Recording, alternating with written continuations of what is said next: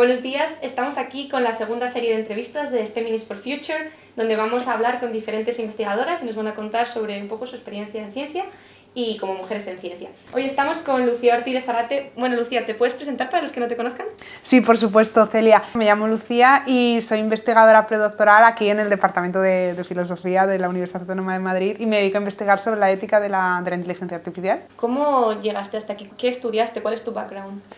Pues yo estudié física primero en la Complutense, la Universidad Complutense de Madrid, y luego cuando terminé la carrera hice un máster en astrofísica y a la vez que empecé el máster en astrofísica por la mañana, yo que siempre he sido muy estudiosa, me fui a hacer filosofía por la tarde también a la Complutense, porque la Complutense está al lado filosofía de física, porque siempre también me había gustado muchísimo y entonces pues eso, pasé física y luego filosofía. Y así llegué a este campo, efectivamente. ¿Qué te motivó a hacer física en primer lugar? Pues muchas cosas, he de decirte. A mí siempre, desde que era muy pequeña, me había interesado mucho todo el tema de cómo funciona el mundo, cómo funciona el universo, pero no solo el cómo, sino también el por qué. Y cuando me fui haciendo mayor, asumí que quizás el por qué no lo iba a entender nunca, pero el cómo sí podía, ¿no? Y me interesaba todo el tema del universo, entonces, como en física, yo sabía que astrofísica, astronomía, cosmología, estudiaba en física, pues me metí ahí. Además me gustaban las ciencias, siempre me habían gustado y eso, y me especialicé en astrofísica y así es como llegué a la física. ¿Y luego qué te hizo dar ese cambio, que a algunas personas podría parecer a lo mejor muy radical, de algo puramente de ciencias a algo que es que no tiene nada que ver con ni el método científico ni la forma de trabajar? Claro, completamente. Pues porque, como te decía, a mí cuando era pequeña, cuando yo pensaba en mis inquietudes, me interesaba todo el tema de la creación, de cómo se había formado el universo, y me interesaban los cómo, pero también me interesaban los porqués. Yo nunca he sido una persona religiosa, entonces para mí el porqué no tenía una respuesta en la tradición, en la religión, pero sabía que en filosofía podíamos abordar cuestiones para las que la ciencia quizás no tenía respuesta y no tiene por qué saberlo. Pero he de decirte que aunque eso fue la motivación principal en la que yo empecé a pensar en física y filosofía, incluso antes de entrar en física, cuando entré en física me fui dando cuenta que había muchas cuestiones que las aprendías en clase, en las discusiones que introducían los profesores, en las discusiones que había entre el alumnado, que la física y la ciencia traspasaban lo puramente científico, y que había un montón de cuestiones relativas a la cultura, a la política, a la ética que estaban ahí presentes, a las que yo necesitaba, sentía que también quería darle respuesta. En ese momento incluso tampoco lo tenía claro, pero sabía que si había algún sitio donde podía encontrar una respuesta, donde podía abordar, ordenar ciertas ideas, iba a ser la filosofía. Y entonces, como te digo, que tenía la suerte que las facultades estaban muy cerca, podía ir al máster por la mañana, porque en ese momento tampoco sabía cómo iba a salir el mundo de la filosofía, que es un mundo durísimo para dedicarse, como el de la investigación también en ciencias. Decidí dar el paso y dije, bueno, pues vamos a probarlo, y cuando entré en la facultad de filosofía, supe que era mi sitio. Cuando empecé ya en filosofía, yo que siempre había tenido muchos intereses e inquietudes intelectuales, encontraba tantas respuestas, encontraba tanta satisfacción en la filosofía que supe que era lo que me quería dedicar y sabía que me tenía que dedicar a la investigación, porque como ya había hecho la carrera física y sabía cómo funcionaba el mundo de la investigación, tenía la suerte al menos de que sabía qué camino tenía que hacer en filosofía, que aunque es una carrera humanística, el camino es el mismo, sí, ¿no? Sí, sí, y sí, así que no me planteé nunca ninguna alternativa que no fuese investigar en filosofía. Y ahora nos podrías contar, ya que nos has contado un poco de dónde vienes, ¿qué es exactamente lo que haces, lo que investigas, tu día a día, los proyectos que tienes ahora mismo? Sí, bueno, el día a día de un doctorando yo entiendo que es, bueno, no voy a decir relativamente parecido en todas las disciplinas porque nosotros no vamos a laboratorios ni nada, lo divido entre la investigación y la docencia. Y la investigación, yo que me dedico a la ética de la inteligencia artificial, pues básicamente consiste en, por un lado, muchas lecturas de carácter teórico, ¿no? Desde la ética más, podemos decir, clásica, canónica, etcétera, a abordar textos que planteen cuestiones, reflexiones más contemporáneas, y también tengo que dedicar tiempo a investigar sobre los aspectos técnicos de la inteligencia artificial, no obviamente en un sentido muy profundo, pero tienes que conocer las cuestiones técnicas, estar al día sobre, por ejemplo, la regulación, ¿no? Porque es un tema apasionante, pero que avanza tan rápido, ¿no? Entonces mi investigación me obliga a estar como muy en la actualidad, en el presente, estar constantemente atenta a qué está pasando, a qué está sucediendo, y eso dedico mi día a día y mi investigación. ¿Y cómo surgió el interés por la inteligencia artificial? ¿Qué te hizo a ti dirigirte en ese camino? Pues mis intereses investigadores y realmente muchas veces es una cuestión del momento. A mí me interesaba mucho la filosofía política, me interesaba mucho la ética, pero también me gustaba mucho la filosofía de la ciencia, la filosofía de la tecnología, que es parecido, ¿no? Pero es un campo incluso más emergente que la filosofía de la ciencia, y yo sabía que quería estudiar la intersección entre la ética, la política y la ciencia y la tecnología, y en ese momento empezaron a aparecer iniciativas sobre inteligencia artificial. Yo había leído sobre transhumanismo, que también tiene que ver mucho con las neurotecnologías, la inteligencia artificial, y ahí fui conformando y acotando mi campo. Me pareció que eran unas tecnologías emergentes que estaban apareciendo con fuerza, y era estudiarlas desde el inicio era una buena forma de desmontar ciertos mitos que hay, sobre todo en Occidente, sobre que la ciencia y en mi caso la tecnología son neutrales, y pensaba que tomar ese caso desde el inicio iba a ser especialmente útil para poner en evidencia que la tecnología no es ni objetiva ni neutral. ¿Y en qué sentidos consideras que no es ni objetiva ni neutral la tecnología? Bueno, aquí hay muchísima teorización, sí. Y hay obviamente argumentos para todos los lados. Yo creo que con la tecnología hay un problema distinto que sucede con la ciencia, ¿no? Que es que muchas veces se suele decir que la tecnología es neutral y lo que hay son buenos o malos usos de la tecnología, ¿no?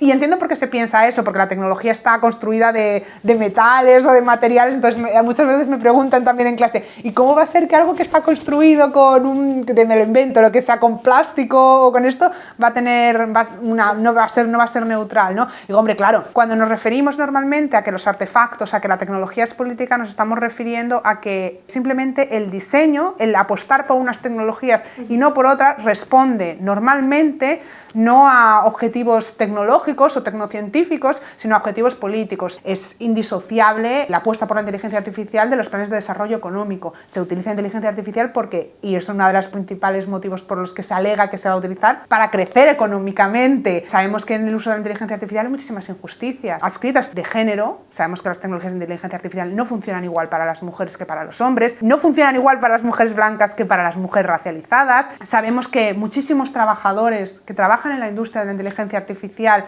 trabajan en condiciones inhumanas o infrahumanas, como queramos llamarlos, fuera de Occidente, ¿no? Que hay muchísimo trabajo en la industria tecnológica que está delegado, que los datos con los que se entran los temas de inteligencia artificial hay mucha más sobrerepresentación de la población occidental blanca que, por ejemplo, la de América Latina, la de África, la de Asia, o el impacto ecológico que conlleva la construcción de los sistemas de inteligencia artificial, ¿no? Y la industria tecnológica en general. Yo creo que estas cuestiones normalmente están opacadas y todas ponen de relieve que hay muchísimos conflictos políticos y éticos presentes desde el diseño hasta el uso de la inteligencia artificial. Simplemente es una cuestión de reconocer que esto es así para intentar hacerlas más justas, más democráticas, para intentar que estos beneficios que nos permiten conseguir, tenemos que reconocer que es así y es algo que hay que celebrar, pero que sean más para todos, podamos disfrutar todos y todas por igual. Y luego, por otro lado, también has mencionado el feminismo relacionado con la inteligencia artificial. Sí. A lo mejor para ti es muy obvio que hay un sesgo de género, pero yo creo que mucha gente, la mayor parte del público, por ejemplo, que utiliza la ChatGPT, no es consciente de que existe su sesgo. ¿Nos puedes contar de dónde surge ese sesgo y cómo se muestra? Sí, bueno, es decir que los sesgos de género están presentes en toda la ciencia y en todas las tecnologías. En la inteligencia artificial aparecen desde el propio diseño y bueno, y habría muchas ramas. Lo que más se menciona suele ser a raíz de los datos con los que se entrena. Normalmente la inteligencia artificial funciona con datos y con algoritmos, ¿no? Los datos serían como la información de la que se nutre la inteligencia artificial, y los algoritmos, las reglas, las secuencias lógicas de pasos que ordenan esos datos para darte información de salida, una decisión, una recomendación, lo que sea. Esos datos se obtienen de algún lado. Normalmente se asume que como los hombres han tenido no solo más presencia en las disciplinas científicas, sino también en los ambientes públicos, en internet y en todos los lados, hay una sobrerepresentación en los datos de los hombres blancos occidentales frente a las mujeres. Cuando esos sistemas, esos algoritmos se ponen a funcionar, tienen mucha más información de hombres, funcionan mejor para ellos. Hay un caso muy famoso de un proceso de selección de personal con Amazon que tuvo lugar hace unos años, en el que Amazon empezó a utilizar un sistema de inteligencia artificial para optimizar su proceso de selección de personal. Porque además pensemos que estos sistemas se ponen en marcha para optimizar O sea, nos gastamos mucho dinero para que todo funcione mejor y para hacerlo más objetivo y neutral. Entonces se puso en marcha este sistema que daba puntuaciones a los candidatos y a las candidatas, y cuando estaba funcionando se dieron cuenta que los currículums de mujeres eran penalizados, eran sistemáticamente, se les daba peor puntuación. Entonces pensaron, bueno, ¿esto qué puede ser, no? Y se dieron cuenta que es que ese sistema había sido entrenado con datos de los procesos de selección de personal de los últimos 10 años. Procesos de selección de personal, una empresa como Amazon, en la que la mayor parte eran hombres, y además eran ellos los que habían sido seleccionados para los puestos, para ocupar los puestos con mayor frecuencia. El algoritmo, que además esto es otro debate, lo llamamos inteligencia artificial, pero inteligente tiene muy poco, ¿no? Entonces va buscando patrones de repetición, porque tampoco va buscando mucho más, que lo hace de forma extraordinaria, pero va buscando patrones de repetición. Entonces dice, bueno, pues si los hombres se han presentado en mayor proporción y además han sido los que mayormente han sido seleccionados, debe ser que ser hombre tiene que ser algo bueno, como tener un máster habilitante, experiencia en un puesto similar, y entonces genera ese resultado discriminatorio que si lo hiciese una persona probablemente sería directamente despedida, porque eso va en contra no solo de los valores europeos en nuestro caso, sino del derecho. Y por ejemplo, ChatGPT también tiene sesgos de género, la traducción, ¿no? Había una frase, yo no sé si lo han solucionado, pero hace unos pocos meses yo lo probé, que ponían una frase, por ejemplo, ponían "The doctor yelled at the nurse because she was late", ¿vale? Entonces cuando la traducía decía, el médico gritó a la enfermera porque ella había llegado tarde. La cuestión es que la traducción siempre asume que los médicos son hombres y que las enfermeras son mujeres, aunque vayan contra la razón. Google Translator te traducía mal hasta hace poco. Cuando le ponías "My friend is a judge", te decía "mi amigo es juez". Cuando ponías "my friend is a hairdresser", te ponía "mi amiga es peluquera". Y lo tuvieron que cambiar para que pusiese "mi amiga o mi amigo es peluquera, peluquero". Que se asume que ciertas profesiones son para los hombres, otras para las mujeres. Y parecen tonterías porque eso no es equivalente, no obviamente, a que una inteligencia artificial te discrimine en un proceso de selección, pero sí que es preocupante porque nosotros le dedicamos mucho tiempo y mucho dinero a desarrollar esos sistemas. La cosa es que si estas tecnologías son de cara a futuro, entiendo que tiene que ser igualitario, no puedes seguir reproduciendo esos estereotipos. ¿Y a nivel institucional se están llevando a cabo alguna medida para solucionar estos problemas o ponerle límite a lo que genera la inteligencia artificial? Hay iniciativas. La regulación es lo que tenemos. Creo que tiene puntos fuertes, ¿no? Que nos distancian, y es lo que quiere la Unión Europea. Conseguir que supuestamente nuestros valores, ideales europeos de libertad, igualdad y que nosotros defendemos mejor que otras partes del mundo estén reflejados, tengan reflejo en la inteligencia artificial, en el uso que se hace de la inteligencia artificial, y para eso han prohibido los sistemas de puntuación social que en China sí son legales. Recopilar datos de forma masiva de la ciudadanía para luego premiar los comportamientos buenos o castigar los comportamientos que consideran nocivos. Claro, que ¿quién los considera nocivos? El Estado. Y en el caso de China, pues en Europa está prohibido. Y ahora que vemos, bueno, que nos enfrentamos a todos estos problemas y que la inteligencia artificial ha tenido un boom, ¿tú a nivel personal crees que va a seguir este crecimiento y este uso exponencial o crees que va a perder el interés? No lo sé, ¿no? Porque la cuestión es que la inteligencia artificial lleva estando presente en nuestra tradición. Bueno, es que la tradición judía, en la religión cristiana, con los autómatas que se creaban en Francia, o sea, pero ya la inteligencia artificial como disciplina científica pues se funda en el año 1956, lleva mucho tiempo entre nosotros y siempre ha habido como picos y caídas. O sea, ahora hay un boom, yo creo que se va a quedar con nosotros. No creo que generando el mismo nivel de interés, pero porque creo que van a aparecer otras tecnologías nuevas que ya están desarrollándose, que van a hacer uso de inteligencia artificial, pero que no las vamos a percibir tal cual como inteligencia artificial. Pienso en las neurotecnologías, quizás el blockchain acabe teniendo algo más de desarrollo del que ha tenido, ¿no? Que también tuvo un boom, pero luego decayó, bueno, quizás porque consumían muchísima energía, ¿no? Fue uno de los puntos que más se criticaron. Entonces yo creo que la inteligencia artificial va a seguir con nosotros, pero sobre todo va a servir para desarrollar y para potenciar otras tecnologías que también tienen muchos problemas asociados, obviamente, porque las neurotecnologías son muy problemáticas también. Desde luego, y a nivel ético probablemente muchísimo más. Claro, el desarrollo de la bioética como campo de investigación, va a ser fundamental en los próximos años, porque claro, fíjate, yo que soy muy crítica con el uso de la tecnología, por utilizar tecnología por utilizar tecnología, utilizar inteligencia artificial por utilizar inteligencia artificial, yo pienso que los ámbitos en los que más sentido tiene utilizar tecnología es el ámbito de la salud. Creo que nos pueden ayudar muchísimo y creo que lo han demostrado, pero también hay muchísimos riesgos asociados, ¿no? En el campo de la salud, ¿qué datos se utilizan? Especialmente vulnerables, a personas en situaciones especialmente vulnerables. Todo el tema de las neurotecnologías, ya estamos hablando de datos cerebrales, almacenar recuerdos, modificar el cerebro. O sea, ya estamos hablando, si la inteligencia artificial ya pone de relieve cuestiones muy sensibles, el ámbito de las neurotecnologías puede ser ya crítico. Es que no sabría cómo decirlo. Ya. Y ahora que nos has contado ya sobre tu investigación y para ir cerrando un poco esto, tengo 2 preguntas más para ti. La primera es, ¿cómo describirías tu carrera hasta ahora con 3 palabras? Vale, bueno, vale.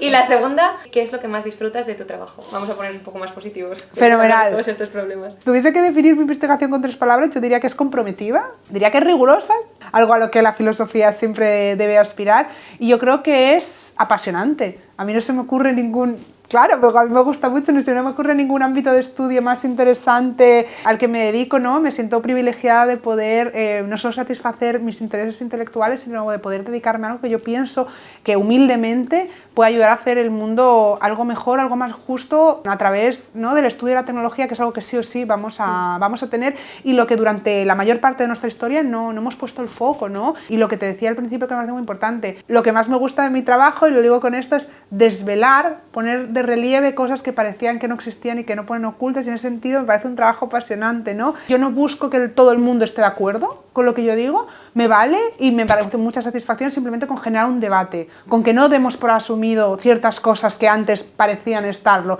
que simplemente pensemos, reflexionemos, nos paremos un segundo a pensar, oye, pues ¿será que la tecnología, que la inteligencia artificial quizás sí que afecta de forma distinta a las mujeres? ¿O por qué la queremos? ¿Y para qué la queremos? Sí, desde luego. Hemos visto cómo sigues ligada por un lado a las ciencias y por otro lado a las humanidades. Y ahora quiero hablar un poco de tu papel como mujer en estos 2 ámbitos. Supongo que sí, pero ¿has notado diferencia de cuando estabas en una carrera de ciencias siendo mujer y ahora que estás trabajando en un entorno más de humanidades? Sí, he notado diferencias. Es decir, que yo en general he tenido experiencias, por suerte, bastante positivas en todos los sitios, pero sí he notado diferencias. En lo que se refiere a la presencia, por ejemplo, entre el alumnado de mujeres y hombres, yo cuando entré en física todavía éramos bastantes menos mujeres que hombres estudiando física, que yo creo que eso, bueno, y hay estadísticas que ya lo demuestran, ha cambiado, ¿no? Estamos ahí casi mitad y mitad, pero bueno, o no. Un tercio. Yo cuando entré éramos menos. Sí. Y yo nunca noté nada, por ejemplo, por parte del profesorado, que también era mayoritariamente masculino. O sea, sí, no solo masculino, sino bastante mayor. Sí. Cosa que no tiene nada de malo, ¿no? Pero quizás las metodologías, las formas de trabajo no eran las que son ahora. Con todo lo bueno y malo. Y de hecho yo me acuerdo muchas veces que había profesores que nos preguntaban, sobre todo los que se dedicaban a la física teórica, ¿no? Nos preguntaban, ¿y por qué hay tan pocas mujeres dedicándose a la física teórica? Y pensaba, señores, no lo saben ustedes.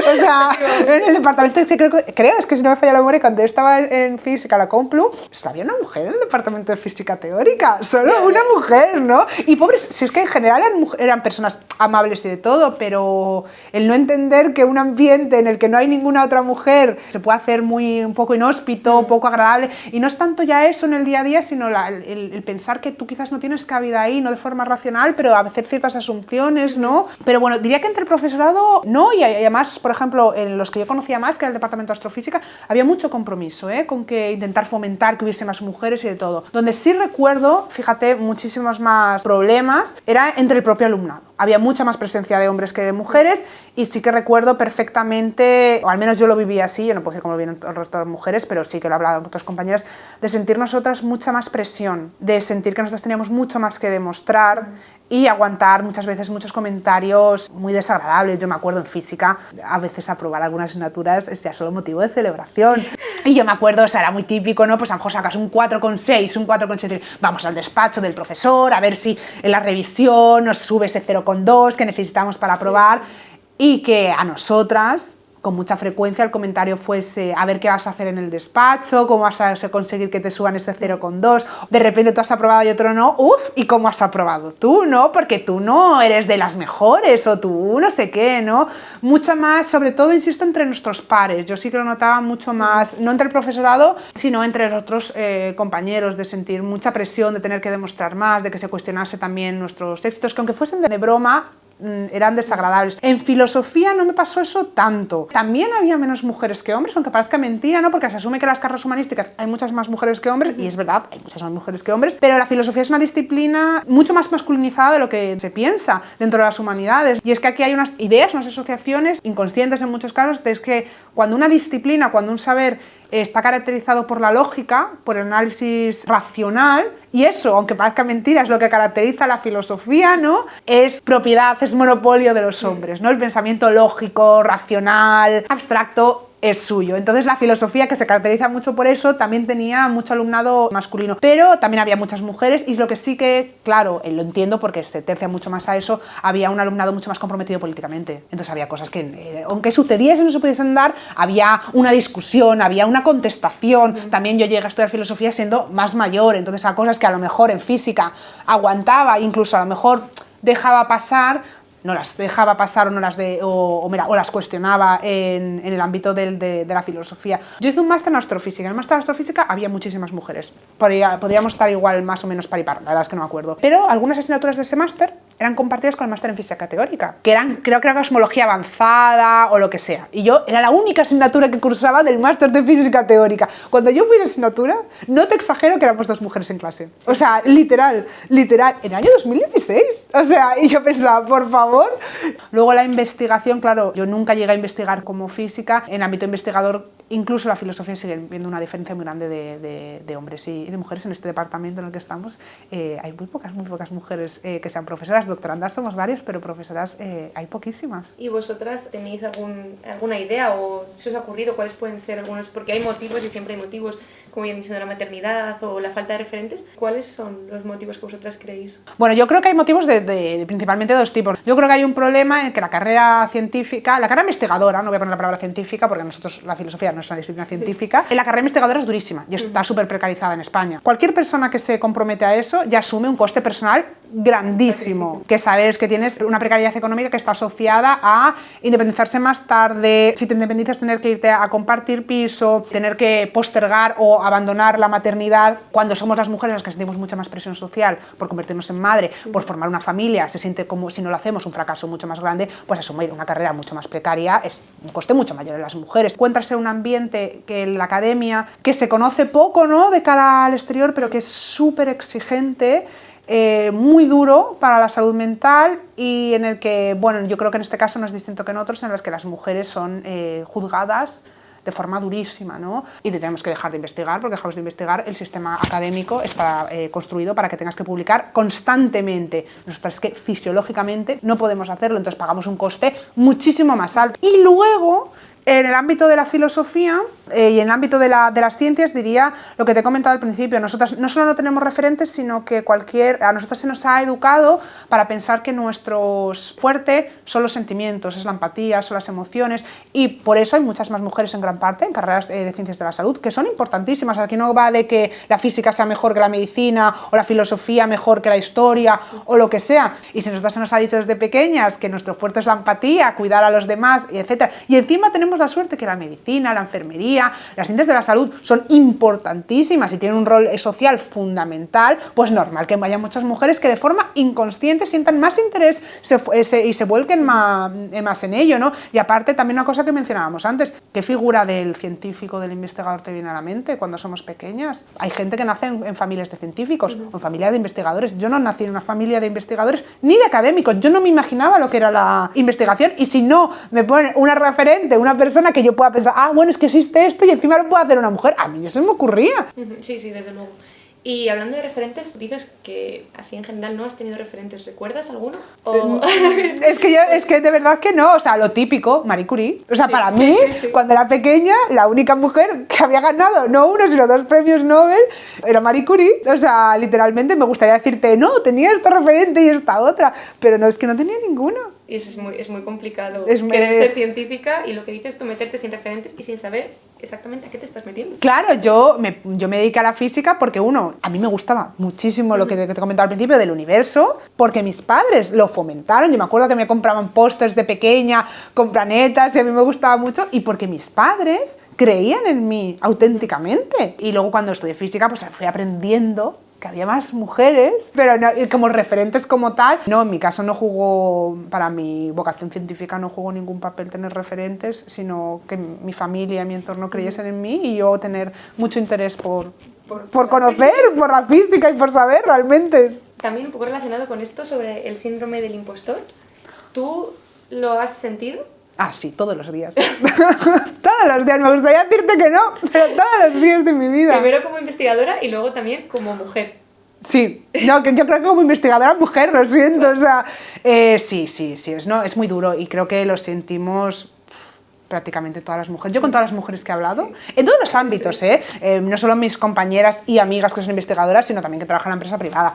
O sea, creo que lo que te decía, las mujeres ejercen una presión brutal, que también sufren los hombres, ¿no? Pero es un nivel de exigencia del exterior y con nosotras mismas, de querer probar, de no sentirnos nunca que somos suficiente para mí. O sea, yo diría que eso es de las cosas con las que más me cuesta lidiar diariamente, porque es un autoboicot muy grande, ¿no? El pensar que quizás no he leído lo suficiente, no he trabajado lo suficiente, tendría que saber sobre absolutamente todo, ¿cómo voy a hablar de esto si no me sé absolutamente todo? Todas nos sentimos impostoras y todas lidiamos con ello día a día, y sobre todo una profesión que es terriblemente exigente, ¿no? Como es la de la investigación, en la que además todos queremos ser muy rigurosos. Yo creo que es eso, una falta de confianza primero en nosotras y en nuestro trabajo, y luego también el querer demostrar lo que decíamos de si todo nuestro entorno durante la carrera investigadora nos ha cuestionado de alguna forma, claro, o nos ha hecho según qué comentarios, también inconscientemente quieres demostrar que esos comentarios no son verdad, si claro. yo estoy aquí es porque me lo merezco. Claro. Pero luego te cuestionas, ¿me lo merezco?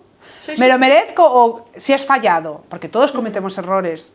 ¿Te perdonas ese fallo? ¿Te lo mides igual que el resto? Es todo, ¿no? Pero, y además incluso en la docencia, yo creo, cada uno es que tiene la personalidad que tiene, yo soy una persona relativamente bastante segura de mí misma, y aún así te digo que sufro el síndrome del impostor todos los días, ¿eh? Pero enfrentarse a una clase llena de alumnos, sobre todo cuando son de primero o segundo, es un momento duro. A mí he tenido alumnos que me han chistado para que fuese a acercarme a atenderles una duda. Esto me lo hacen a mí por ser una mujer. No es lo mismo enfrentarse a una clase siendo una mujer joven que un hombre ya de mediana edad. Ni siquiera siendo un hombre joven, yo con mis compañeros, que yo. Hay problemas y conflictos y son momentos difíciles de abordar y que son profundamente injustos, porque cómo nos vestimos, ¿no? Incluso todas, asumo que todas vamos sin ir hiper arregladas, pero todas vamos normal. Pero ¿cómo puedes ir? No puedes ir hiper de una forma que pueden sexualizarte, te tienen que tomar en serio, pero no puedes ir súper desarreglada, ¿no? O sea, es muchas más cosas que hasta que no te tienes que poner delante, que a lo mejor no todo el mundo lo piensa, ni digo que todas las mujeres lo piensen, pero que son cuestiones que a mí se me fueron tornando, apareciendo y pensé, hasta que tuve que dar clase, nunca lo habría pensado, ¿no? Y también cómo se evalúa a las profesoras. Yo he escuchado alumnos, y todos hemos sido alumnos, en este caso no, pero a las mujeres, a las profesoras, sí gritan mucho, es que está loca, es una histérica. Ellos llegan, los profesores, a veces con ese aura de autoridad, ¿no? Simplemente imponen respeto, y nosotros lo tenemos mucho más difícil. A mí para la docencia me parece un reto muy grande esa sensación de tener que demostrar más, de querer decir, yo no puedo fallar, es la clave, yo no puedo fallar, tengo que mantener un nivel aquí constantemente. Y ya, bueno, para terminar esta entrevista y unido un poco a nuestra experiencia como mujeres y a las siguientes generaciones que vienen, ¿qué consejo le darías a una chica que se quiere meter en ciencia o a investigar directamente? Si es a investigar, bueno, como en todo, pero yo creo que la carrera científica, aunque normalmente no se asuma eso, creo que es súper vocacional. Y es súper pasional, porque creo que es súper precaria, entonces creo que hay que tener claro que es una carrera que va a ser dura, que va a ser maravillosa, porque da muchísima satisfacción, la docencia, la investigación si te gusta el tema, pero que implica sacrificios que son más duros para las mujeres a día de hoy, que creo que eso no debería desincentivarnos, sino solo ser conscientes y, bueno, pero tener ganas de luchar, porque creo que luchar hay que luchar mucho. Pero les diría que se animasen, y sobre todo que si sienten que hay algo que les gusta, pensando en mi caso en concreto, que sea algo que les gusta y por lo que sea todavía no lo saben poner con palabras, no encuentran, no dicen, ay, es que esto es en física, o es que esto es en química, o es que esto es en esta disciplina científica, que eso no los desanime, porque yo cuando tenía estos intereses de pequeño entre la física y la filosofía, no podía poner palabras, no sabía cuál sería mi sitio, y lo he encontrado y lo encontré, porque luego también los saberes se van reconfigurando, se van reestructurando, cada uno va encontrando su lugar. Entonces, que si hay algo que les gusta, que si hay algo que les apasiona, aunque parezca mentira, no, con mucho trabajo y realmente también siendo ciertamente pragmáticos, pero que vayan a por ello, porque a mí todo el mundo, cuando dejé la física y me dediqué a la filosofía, me decían, uff, qué arriesgado, ¿no? Porque la física no es solo la carrera investigadora, si no te metes a trabajar en una empresa privada, y es bastante seguro, los físicos son somos personas muy demandadas en la empresa privada, ¿no? Que si realmente te gusta algo y te esfuerzas mucho y tienes algo de suerte, tampoco voy a aquí decir porque no existe como da la meritocracia y tienes suerte, vale la pena y lo compensa todo y a veces hay que crear uno su propio espacio. Yo cuando era pequeña, insisto, no me imaginaba que existiera algo como la ética de la tecnología, de la inteligencia artificial, y yo no he sido pionera en nada, pero poco a poco, porque ahora vamos entrando gente, se va consolidando una disciplina que ya surgía, que ya existía, pero que era tan poco visible que niñas como yo no podían imaginarse que existía. Entonces que lo intenten a muerte, que sopesen costes, beneficios y posibles daños, pero que lo intenten a muerte. Pues muchas gracias, Lucía, por tus palabras y por estar hoy aquí con nosotras, y nos vemos en los siguientes vídeos. Nada, gracias a ti, Celia.